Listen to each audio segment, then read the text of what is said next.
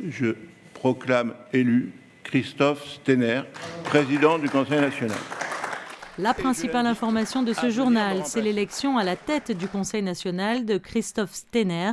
Il a été élu au second tour de scrutin par 12 voix contre 9 pour Laurent Nouvion et 3 votes blancs. C'est une première dans la vie politique monégasque. Christophe Stener vient d'être élu président du Conseil national au deuxième tour avec 12 votes en sa faveur.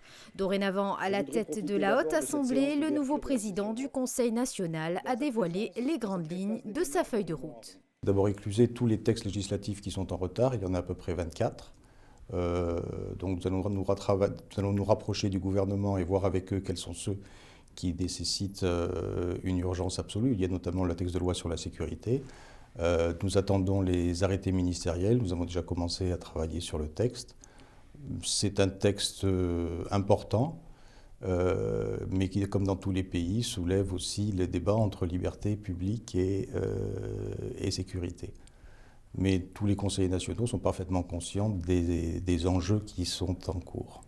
Comme le veut la Constitution monégasque, la présidence du Conseil national est remise en jeu chaque année et soumise au vote des 24 élus à bulletin secret. Jusqu'alors, il ne s'agissait que d'une formalité en faveur de celui qui avait conduit la liste majoritaire. C'est donc historique pour la principauté. Laurent Nouvion cède la présidence de la Haute Assemblée en cours de mandat ce mercredi 27 avril. C'est un vote démocratique interne au Conseil national. Je prends acte. J'ai pu constater le déferlement de diatribes à mon encontre. Je laisse les Monégasques juges. Ce qui est important, c'est qu'il y a aujourd'hui une recomposition, une nouvelle majorité. Le nouveau président a eu 8 voix de ce qui était jadis Horizon Monaco et puis 4 voix de l'opposition, ainsi que le vice-président nouvellement élu. Nous avons pu voir lors de l'ensemble de cette retransmission que non seulement on a souhaité me débarquer, mais également nous éjecter d'un certain nombre de commissions mixtes sur la commission de placement de fonds, tripartite SBM.